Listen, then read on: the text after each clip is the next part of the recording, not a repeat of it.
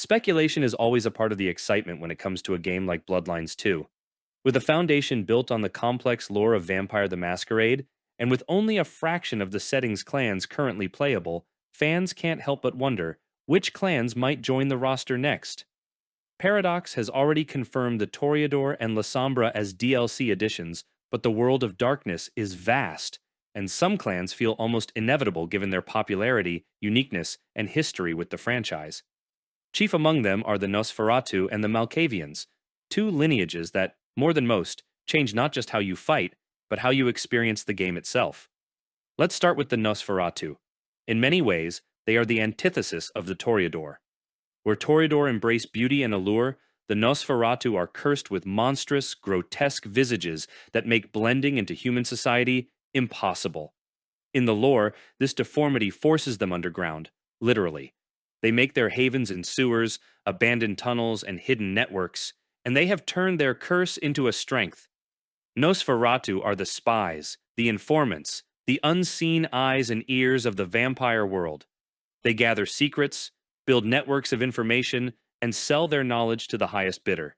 If Nosferatu were to become playable in Bloodlines 2, their presence would fundamentally alter the experience of the game. Mechanically, they would almost certainly lean heavily into stealth, subterfuge, and information gathering. Where a Bruja storms through the front door and a Tremere manipulates the battlefield with sorcery, a Nosferatu player would be forced to navigate Seattle's underbelly, avoiding human eyes, sticking to shadows, and using their powers to remain unseen. The very geography of the city would take on a new dimension for them, as sewers and hidden passages become their primary routes of travel. And narratively, being Nosferatu would create constant tension. Conversations with NPCs might be shaded by disgust, fear, or curiosity, and your monstrous appearance would remind you at every turn that you are an outsider. For players who want to feel the weight of the masquerade, who want every step to carry the danger of discovery, the Nosferatu would deliver a uniquely challenging and immersive playstyle. Equally fascinating, but for completely different reasons, are the Malkavians.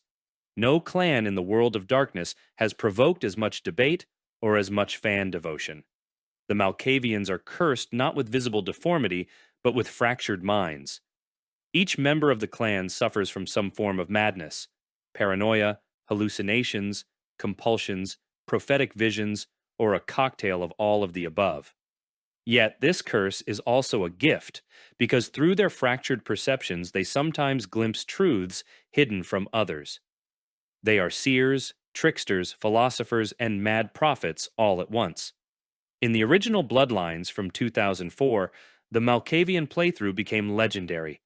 Dialogue options were rewritten entirely for them, filled with riddles, non sequiturs, eerie foreshadowing, and moments of insight that other clans simply never experienced. Playing as a Malkavian wasn't just about different combat powers. It was about seeing the game world through a completely altered lens. If Bloodlines 2 chooses to embrace that legacy, the Malkavians could once again provide one of the most unique RPG experiences available anywhere.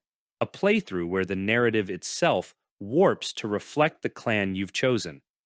Of course, this kind of design comes with challenges. Writing and recording an entirely different set of dialogue for one clan is resource intensive, and there's always the risk of mishandling themes of mental illness. Beyond Nosferatu and Malkavian, there are other clans that could eventually find their way into Bloodlines 2 as DLC.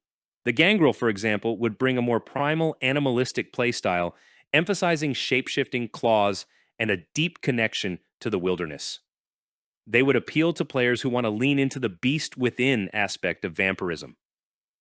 The followers of Set, or Ministry, as they are known in the modern Knights, could introduce a cult-like, corruption-based playstyle, tempting mortals and vampires alike with their gifts of sin and temptation.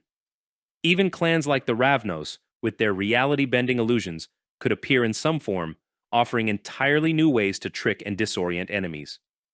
Speculation aside, what's clear is that each additional clan doesn't just expand the roster, it redefines the game. Nosferatu would make stealth and secrecy central to survival.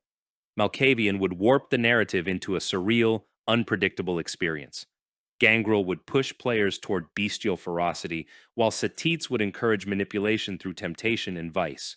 Each new addition makes Bloodlines 2 not just replayable, but almost endlessly variable, ensuring that no two players' journeys through Seattle will ever feel quite the same. In the end, the promise of future clans is part of what makes Bloodlines 2 so exciting. The base game already offers 4 distinct ways to experience the World of Darkness, with 2 more coming as DLC. But the World of Darkness is vast, and the clans that remain on the horizon, whether Nosferatu, Malkavian, or beyond, hint at just how much darker, stranger, and more personal those future nights could become.